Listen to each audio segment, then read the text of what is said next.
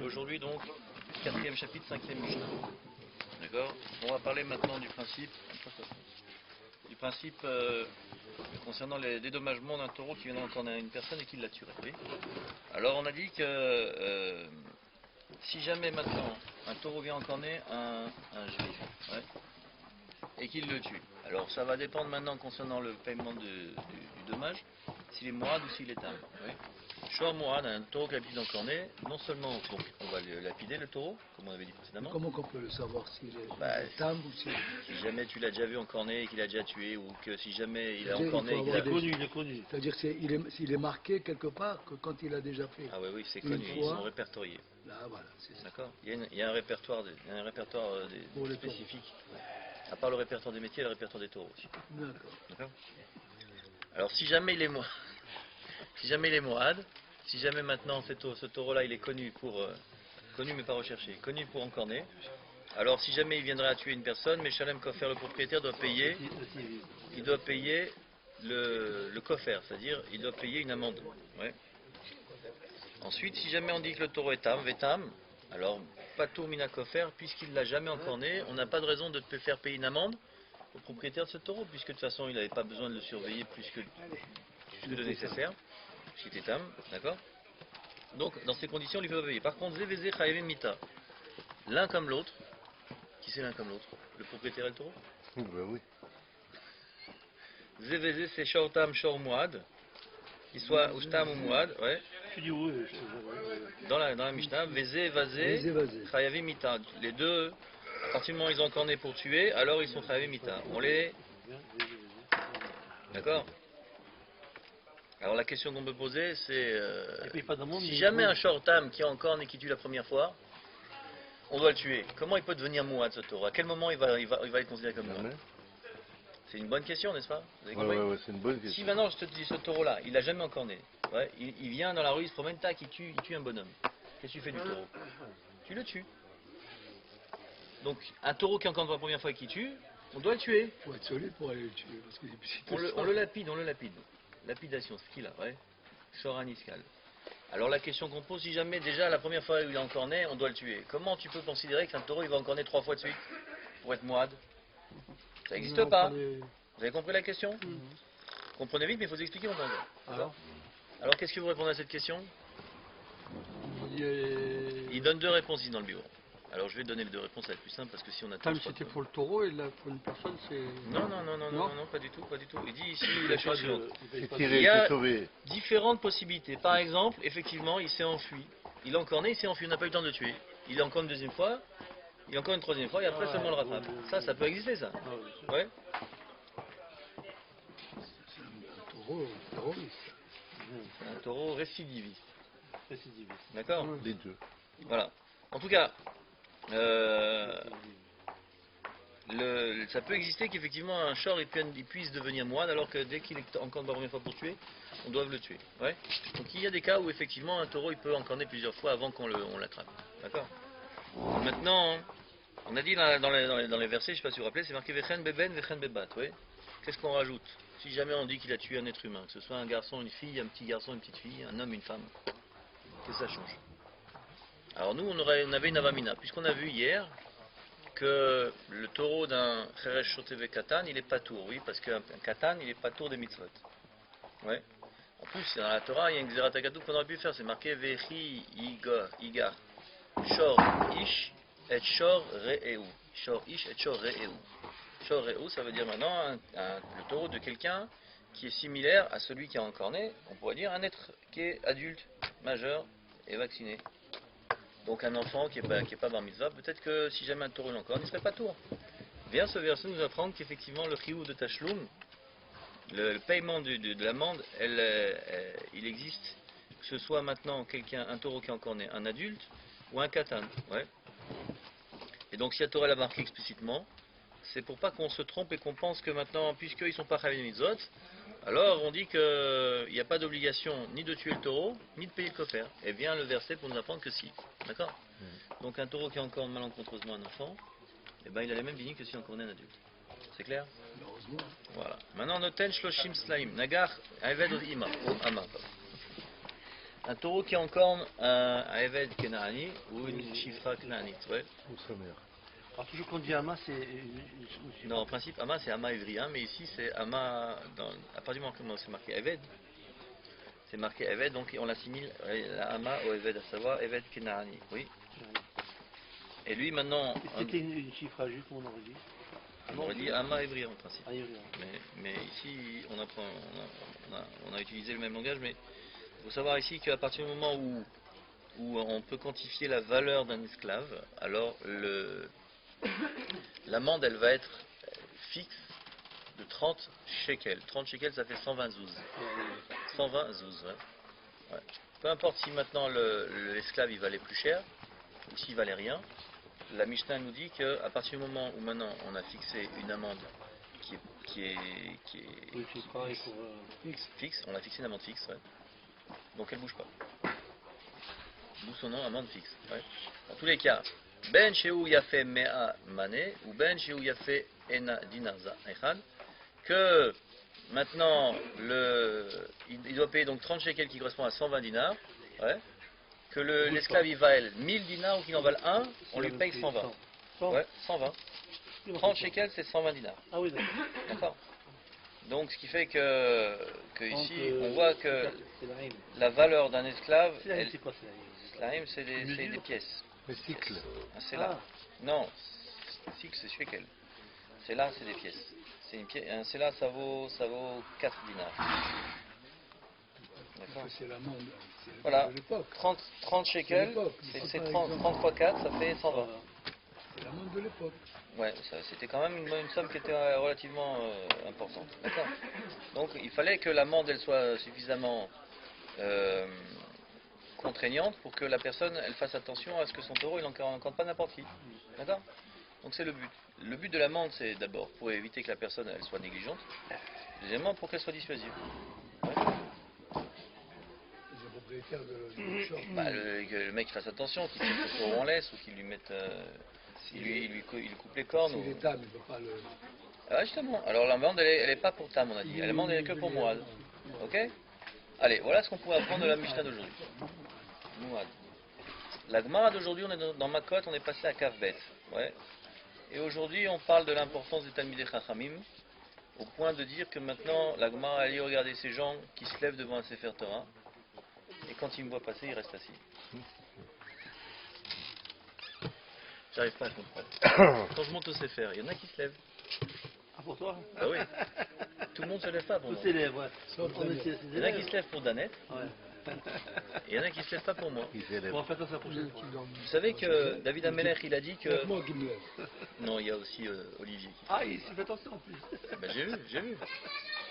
Je dis une chose, moi, c'est que David Amelech, il y a quelqu'un qui lui a appris qu'une lettre, c'est marqué comme ça dans le Pirkei Avot. Celui qui t'apprend même une lettre de la Torah, Non, mais... tu dois l'appeler ton maître. Donc tu dois marquer du respect pas pour la personne, pour ce qu'il représente, pour la Torah. On va avoir même un gars qui a 70 ans, cheveux blancs, dès qu'il rentre dans n'importe où, C'est il faut se vrai, lever. vous devez. Vous ne vous levez Ça pas dépend, comme ça ça. dépend. Ah ouais. Ça dépend. Si c'est Personne pas ton ne se père, lève. si c'est pas ton père, il faut qu'il attende qu'il vienne dans les Arba Amot. Non, c'est marqué dans le... Non, c'est marqué dans les trucs. Alors moi je te montrerai. Ben Shahal, On est d'accord. Ben Shahal, 70 ans, Je te propose. un gars les cheveux blancs, il faut se lever. Alors moi je te dis, ce que je te propose, montre-moi où c'est marqué, et moi je te montrerai quels sont les vrais D'accord, je te montrerai. T'as vu? Et moi je te dis Alors, que je te tant que la montrerai. personne elle passe pas dans tes Arbahamot, t'as aucune obligation de te lever. D'accord, moi je te montrerai. Voilà.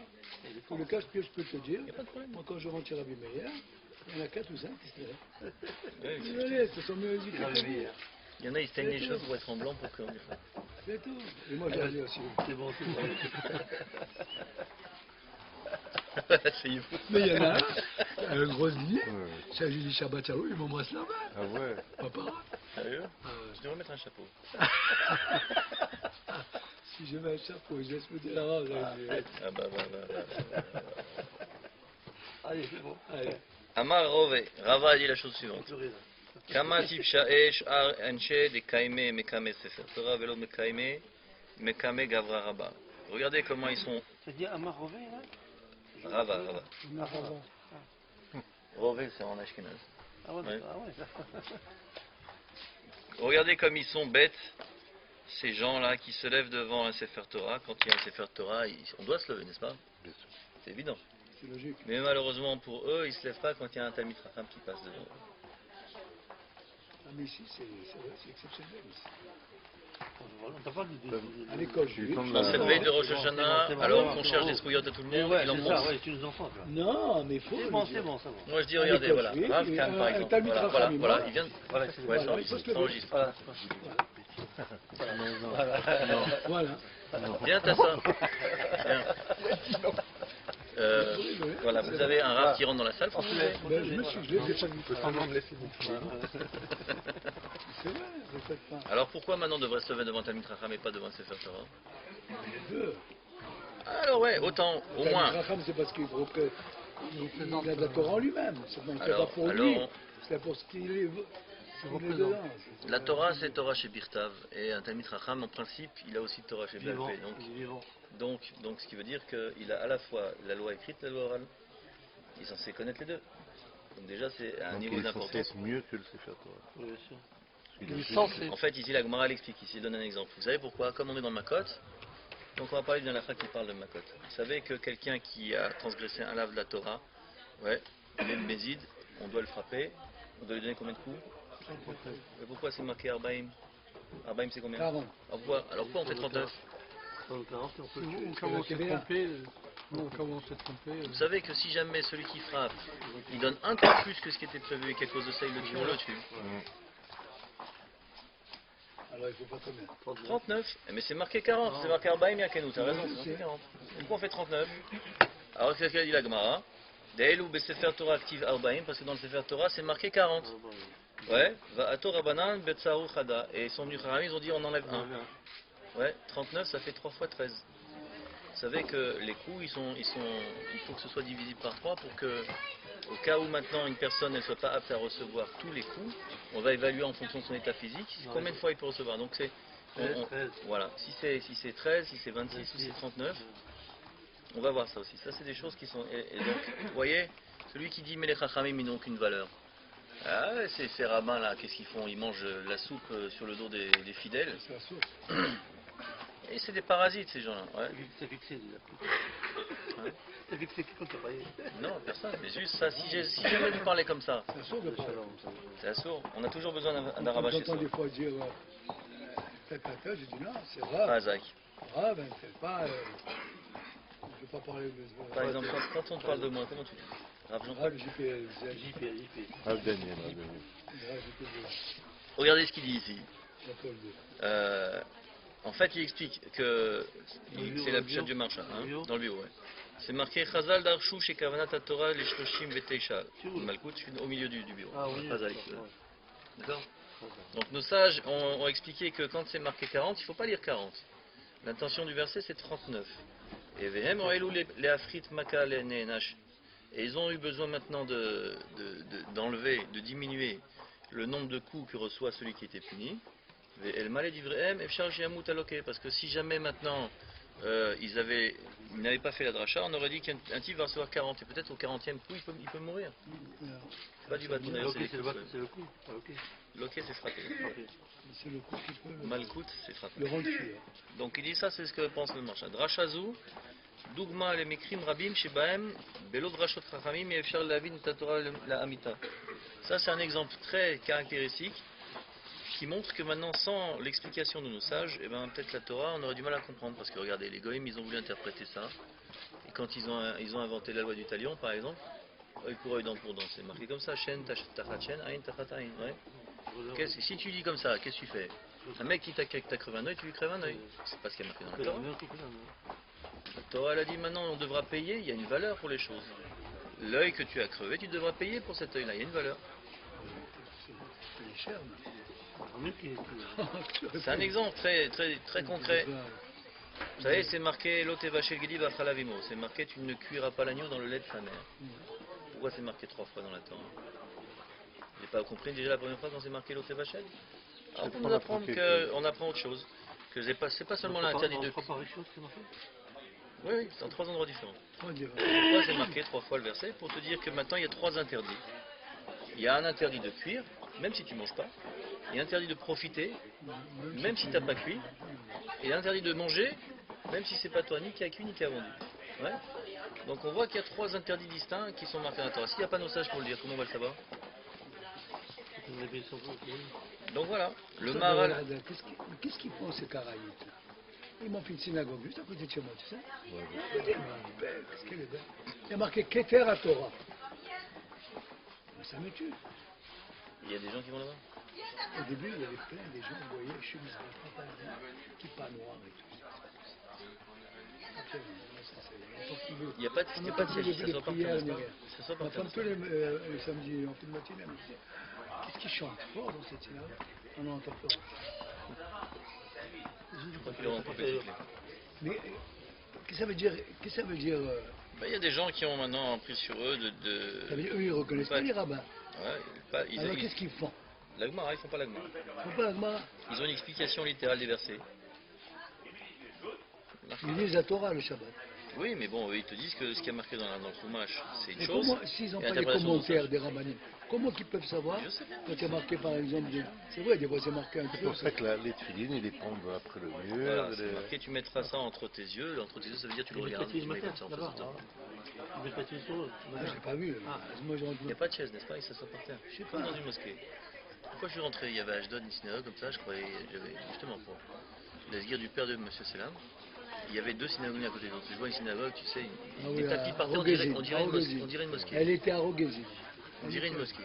Alors Et je rentre et je vois un mec assis par terre au dessus. Je dis, c'est quoi cette synagogue? Petit que le Hassot. Et c'est une famille de Caraïbes. Bah oui, bah oui. T'as compris tout de suite, toi. Ouais, ouais. Au début, j'ai cru que c'était même une mosquée. S'il n'y avait pas la kippa sur la tête, le mec. C'est pas un sourd, C'est sûr que ça, c'est mais qu'est-ce que tu veux faire? Vas-y, Daniel. Alors regardez. Le Maharal, il rajoute ici Maharal Mosif chez Rava Bikesh le Avdil Ben Chachmat Torah le Yeter Chachmat Haolam. Ici, pourquoi Rava il a voulu maintenant donner ce commentaire-là? C'est pour montrer la différence, la distinction qu'il y a entre la Chachma qu'on acquiert vis-à-vis de la Torah et les autres sciences. Ouais. C'est quoi la différence? Amit Mache Bechachma Mesuyemet Eno Mishtane Bemauto. Vous savez que quelqu'un qui va être un très grand médecin, un très grand philosophe, un très grand mathématicien, eh ben, il peut être un très grand mathématicien, mais se comporter comme le plus vil des personnages. Ouais. Qui c'est qui a, Elie Lahar, il adorait à une époque raconter cette histoire, qu'il y avait un des plus grands philosophes qui se bourrait la gueule, très grave, qui allait dans des endroits de mauvaise vie, et quand il faisait ses rachats de philosophie, il était, je crois que c'était Platon, je crois, ou Aristote. Il y avait un engouement, les foules étaient exceptionnellement. Alors quand on voyait se comporter mal, on lui disait, mais dis-moi, c'est toi le grand prophète, le grand philosophe Aristote qui nous a fait des démonstrations. Il dit oui, mais maintenant c'est pas Aristote. C'est-à-dire, il y a 2 mondes. Ouais. Il y a C'est ça. ça qui dit fais comme je te dis, mais fais pas comme je fais. Ouais. Ça c'est un proverbe, c'est la devise des médecins. Faites ce que je dis, ne faites pas ce que je fais. D'accord? Alors ici, Talmid Chacham ou Kemo Etzem HaTorah. Un Talmid Chacham, c'est comme la teneur même de la Torah. Yesh Lom Dimion Gamour El HaTorah.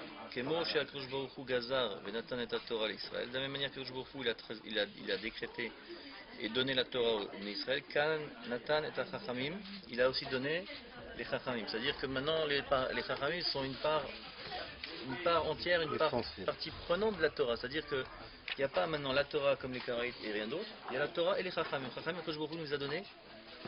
Et c'est marqué que ce qu'ils sont faits, eux, c'est aussi fort, voire plus fort que la Torah. Attention, on ne parle pas des guignols qui sont dans des... Etzem, c'est la teneur. Etzem à Torah. Je ne comprends pas ces Caraïbes parce que mon cher Rabbeinu, c'est l'intermédiaire entre Hachem et la Torah, c'est lui qui nous l'a amené. Je ne comprends pas qu'ils ne reconnaissent pas ça aussi. Si, ils te disent qu'il a reçu, mais que la loi écrite. Ouais, ce qu'ils te disent. La loi orale, c'est une invention de rabbin, parce que la Gemara et la Mishnah, hein, en fait, c'est bien longtemps après. Hein. Rabbi Parce Tamou. qu'on dit dans un moment que Moshe Rabbeinu il avait expliqué ça à Aaron et à ses enfants. Après il a répété Oui, après ça, à c'est Aaron et ça, ses c'est enfants Torah et chez les Père. Kénim. Oui. Après Aaron Bien et sûr. les Kénim et l'assemblée, Alors les tu peux très bien interpréter synagogues. en disant il a interprété quoi? Ce qui a marqué seulement les cinq Khumashim. Regardez ce qu'ils disent. Rabbi Tamou, Madoua Rava Rak Mechane Tipesh et Misheno Mevinzot. Pourquoi Rava il a seulement désigné celui qui comporte comme ça comme un Tipesh? Tipesh c'est un idiot, hein. C'est du thé à la pêche le Tipesh. D'accord. Areu Avarian Al Savatora, c'est pas seulement un idiot, c'est quelqu'un qui transgresse. Voilà, c'est un renégat sur un commandement de Torah, c'est marqué Ve'adarta Penezaken. Avarian c'est un renégat. Il transgresse l'interdit de la Torah qui dit que maintenant tu dois maintenant montrer déférence vis-à-vis de l'ancien, le sage. Le zaken, Tu n'avais pas de Zaken. Yesh lakum mi pene talmidei chachamim. On doit se lever Voilà, tu vois. devant talmid chacham. Zaken, Pas zaken, hein. Kana, Chokhmah. Ah oui, zaken. Ze kana chokhmah. Rabbi Shlomo Zalman Auerbach, Anna al-Kar ket bedachu. Rabbi Shlomo Zalman Auerbach, il répond comme ça. Excuse-moi Daniel, comme il a dit notre ami Henri, et même s'il a un certain âge et qu'il n'est pas dans le Torah. Même un zaken amaretz, on doit se lever devant lui seulement s'il passe devant toi, pas seulement pas s'il rentre dans la chaise. Talmid chacham ou flag, tout le monde se lève jusqu'à ce qu'il soit sorti. On doit rester debout jusqu'à ce qu'il soit sorti. Ton père, quand il rentre dans la pièce, tu dois te lever aussi jusqu'à ce qu'il te dise assieds-toi. Mais un zaken, tu te lèves que quand il passe dans tes arba amot, comme dit Ben Ishmael. Alors qu'est-ce qu'il dit Rabbi Shlomo Zalman? Il dit que Rava eno mityaches lanashim shenam kamim bifnei talmidei chachamim. Il parle pas, lui, il n'est pas maintenant en train de dire, on est en train de parler des gens qui voient passer un talmid chacham et qui ne se lèvent pas devant. Ouais. Et là, les otam chez kamim kadin bifnehem achlo beota chavivut aofefet otam lichot sever Torah. Il parle de pire que ça. Des gens qui se lèvent devant talmid chacham, mais pour eux, ils se lèvent mais ils disent bon c'est bien mais c'est pas comme le Sefer Torah. Devant le Sefer Torah ils vont se lever, ils vont reculer comme ça, tu sais, il y a des gens qui sont comme ça, ils voient le Sefer Torah, ils reculent, ils tournent jamais le dos au Sefer Torah, tu vois, il faut la même déférence. Et c'est ce qu'il dit Rav Shlomo Zalman. Rava quand il a dit convenablement, convenablement, comme le din le veut, comme le veut la préséance. Normalement, c'est ce qu'on devrait faire. Ba'avor Sefer Torah, l'ifneem em kamim, devant un Sefer Torah qui passe devant eux, ils se lèvent, mais nashkim autour, ils vont l'embrasser. Ouais, tu vois les gens comment ils embrassent le Sefer Torah, on dirait qu'ils sont amoureux. C'est vrai. Mais la vie moto, la Aaron HaKodesh, il la raccompagne jusqu'à Aaron HaKodesh, Mityaarsim Elav Betrod Gadol, et on voit comment je vous ai dit, tant que le Sefer Torah il n'est pas rentré, il ne bouge pas, il ne tourne pas le dos, et quand ils veulent reculer, ils reculent il marche à reculons, il recule à reculons. Ouais. Et Keshet Talmid Chacham Over, Mityachsim, il se comporte vis-à-vis de lui, Elav, Krodedol. Keshet Talmid Chacham Over, par contre, quand c'est un sage de la Torah qui vient passer, Hem Kamim Lefanav Be Adishut, il se lève devant lui, Adishut. Adishut c'est Mishenoaken lo iskil le avin et gedulatam chez Talmidei Chachamim. Ça veut dire qu'il se lève par, on va dire, par réflexe. Par, ouais, c'est-à-dire c'est pas aussi réfléchi que si jamais c'était un Sefer Torah. Et il dit celui qui se comporte comme ça, il n'a pas compris la grandeur des Talmidei Chachamim. Et c'est sur lui, Alav le avin qui Talmid Chacham gadol baTorah ou Sefer Torah Chai. Un Talmid Chacham qui est grand dans la Torah, c'est comme un Sefer Torah vivant. C'est qu'a dit ce matin, il est vivant. C'est Armand. Voilà, un homme il est vivant. Un Talmid Chacham il est vivant. La Torah elle est vivante. C'est un Sefer Torah vivant. Un Sefer Torah vivant. Quand il y a un Sefer Torah qui est passé, monsieur qui porte un Sefer Torah, et les gens embrassent le Sefer Torah. Il y a quelqu'un venu, il a embrassé la peau du papa. Je dis comment, je dis parce que lui il est vivant, c'est un Sefer Torah. Et lui, il marche et il éclaire le monde entier. Donc effectivement, il y a une notion où on doit être conscient qu'il y a tout ce que tu mets dans le respect que tu donnes au Sefer Torah, tu dois le mettre aussi pour ta vie. Pas plus, pas moins. Ça c'est important. Les gens ne font pas pourquoi. Parce qu'il y a beaucoup qui aimer son péché comme ça. Yesod Takana Yom Tov Sheni. Alors, Yesod Takana Yom Tov Sheni ou Mechamat Safek. Vous savez que la raison pour laquelle maintenant on a institué un deuxième jour de fête en exil, c'est simplement parce qu'on a un doute. Kimboa, comme on l'a déjà dit, on le répète, ça tombe bien, comme ça fait des lignes en plus. Ou Bechel Kar, Kama Evdele Dinim Ben Yom Tov Rishon Yom Tov Sheni, Kefi Shel Barlan. Parce qu'en Israël, à l'époque, ils fixaient les mois. Enfin, il y avait des shalichim qui venaient au Bédine et qui fixaient. Et le temps qu'on aille au Bédine et qu'on prévienne tout l'Israël, en une journée c'était bon. En dehors d'Israël, il fallait plus de temps. Donc si la personne. Non, je te rassure. D'abord parce que c'est ton fils, et ensuite parce que. Pas nécessaire. C'est surtout la deuxième réponse qui te va. Non, par contre, lui, il doit se lever devant toi. Ça, c'est clair. Il a intérêt. Bon, en tous les cas, il dit qu'il y a des différences entre Yom Tov Rishon et Yom Tov Sheni à cause de Safek. Et c'est la première Mishnah de Masechet Betsa qui explique la différence. Si jamais un œuf, il a été pondu, Betsa Shenolda Beyom Tov. Et là, c'est. Les Halan, plus loin. Comme ça a été expliqué ailleurs. Les Halan, c'est ailleurs. D'accord? Betsa Shenolda Beyom Tov, Asura Beyom Tov, Ben Barchila, Ben Betiltu. Vous savez qu'un œuf qui a été pondu pendant Yom Tov, ça s'appelle Nolad. Et c'est quelque chose qui n'existait pas à l'entrée de Yom Tov, donc c'est quelque chose qui est mouktsé. Donc si c'est mouktsé, on n'a pas le droit de transporter, de déplacer, et on a encore moins le droit de le manger. Ouais. Ça c'est la Mishnah, vous la regardez là-bas. Mutereti be'erev motzai Yom Tov va'elach. Par contre, à la fin de Yom Tov, il sera permis immédiatement. D'accord? Alors le principe là-bas, c'est parce que ça s'appelle Davar chez Shlo Matirin. Pour ceux qui ont fait la Mishnah, Maskana de la Mishnah. Puisque c'est quelque chose qui sera permis après, on va pas dans le doute. Parce qu'on a un doute. Un œuf qui a été pondu aujourd'hui, qui est Yom Tov. Peut-être demain c'était Yom Tov, aujourd'hui c'est pas Yom Tov. Donc aujourd'hui qui n'est pas Yom Tov, je peux l'utiliser. Mais peut-être que si c'est demain, si c'est aujourd'hui Yom Tov, alors je ne peux pas le manger le lendemain parce que c'est quelque chose qui était moussé Yom Tov et que le lendemain c'est pas Yom Tov. Donc à cause de ça, on dit puisque Motsei Yom Tov on peut le manger, c'est d'avoir chez Shlomatiré, donc on peut. D'accord? Et Vaïla, c'est la continuation. Voilà. Yom Tov et après. Perot shinashru me'aet o shinitleshu alidé goy be Yom Tov. Qui a été pondu de la veille. Mais un œuf qui est pondu pendant Yom Tov, non? Il ne touche pas. D'accord? Maintenant, un fruit qui était sur un arbre et qui est tombé, ou alors qui a été cueilli par un goy pendant Yom Tov. Ouais. Même si c'est tombé. non, il cueillit, Oui. arraché. Nashrou, c'est tombé, Nitleshu, c'est arraché, cueilli. Ouais. Alors bien que maintenant, même si c'est un goy qui l'a cueilli pour lui, hein, c'est-à-dire il n'a pas fait une melacha pour toi. On a dit qu'un goy il n'a pas le droit de faire une melacha pour toi Yom Tov. Mais maintenant il s'est cueilli un fruit et il vient et te dit tiens finalement allez je te fais cadeau. Ouais. Asurim ba'achila betiltul. Aussi pareil, on n'a pas le droit de les manger ni de les transporter. Donc quelqu'un maintenant, vous savez que c'est marqué que Yom Tov on a le droit à un certain nombre de mlachot, les tzorer ochel nefesh. On a le droit pour manger un certain nombre de trucs. Maintenant vous allez chez l'épicier d'en bas, que vous connaissez, et qui ne vous fait pas payer quand vous allez acheter. Et vous payez, quand vous achetez pas, vous dites pas donnez-moi 1 kilo, pèse-moi 1 kilo ou 1 litre ou 100 grammes. Ouais. Vous dites je donne-moi des fruits. On a le droit Yom Tov. Yom Tov j'ai le droit. J'ai le droit d'aller voir l'épicier si c'est mon pote, je lui dis écoute voilà aujourd'hui j'ai vu, tu as mis des piments sur son étalage et ces piments ça ferait un peu les rois de Yom Tov.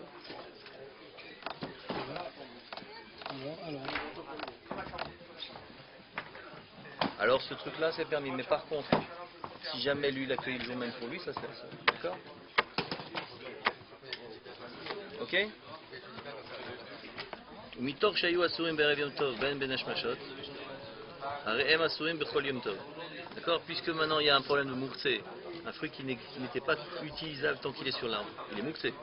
Un fruit qui est tombé de l'arbre, même s'il est tombé tout seul. Hein, puisque au moment, c'est pendant Yom Tov qu'il est tombé, au moment où maintenant est rentrée la fête, benach machot, le fruit n'était pas mangeable, alors dans ces conditions ça s'appelle qu'il est mouxé. Migo de ikatsale, les benach machot, ikatsale, les koulé yom. Ça c'est un principe qui veut que le fruit est mouxé à un moment donné à l'entrée de Yom Tov, il est mouxé pendant tout Yom Tov. Ouais. Donc même s'il est utilisable, puisqu'on n'a pas le droit de cueillir un fruit Yom Tov, mais un fruit qui est tombé, a priori on aurait pu, mais là non. D'accord? Donc gazoal perotelu basuram basarum bachila betiltul. Parce que si jamais maintenant voilà, vous avez un cerisier avec des cerises et vous voyez qu'il y a des cerises qui sont tombées. Celles qui sont tombées par terre, j'ai pas le droit de les ramasser de peur que je vienne à les cueillir. Celles qui sont frises. Autorisé. Alors on n'a pas le droit de ramasser ça. Pendant Yom Tov. Ouais. Avant Yom Tov, tu peux, mais pendant Yom Tov, non. Ouais, je comprends. Maintenant, Avant Yom Tov, autre aliment aussi, Chalav, Ayotse, Meabehema, Beyom Tov. Vous savez qu'on n'a pas le droit de traire une vache. pendant Yom Tov. Maintenant, si jamais, et on l'a fait. Jamais. Si jamais on l'a fait, vous savez qu'il y a des fois où il y a des animaux, si vous ne les trayez pas, ils vont mourir. Alors on a le droit de faire les tzorer Behema, ouais, mais on n'a pas le droit de le faire dans... Ouais. Voilà. Alors, Asu Mishum Nolad, ça s'appelle Nolad aussi, c'est quelque chose qui est monté. Asu Ben Ba'achila Ben Betiltu, on n'a pas le droit ni de le déplacer ni de le manger. Donc le lait aussi qui a été trait pendant Yom Tov, on ne peut pas le prendre. Advarim, Hanal, Enam, Asurim, Ela, Yom Tov, Atzmo. Alors il dit que tous ces interdits dont on a parlé maintenant sont interdits que le jour de Yom Tov. Oulam, Bemotsa Yom Tov, mais une fois que la fête est sortie, Areem, Utarim, Ba'achila, Betitul, ils sont permis à la fois d'être consommés et d'être déplacés, parce que ça s'appelle maintenant d'avoir chez Shlom Atirim, c'est pour ça qu'on a interdit. Voilà les amis pour aujourd'hui, ce sera tout.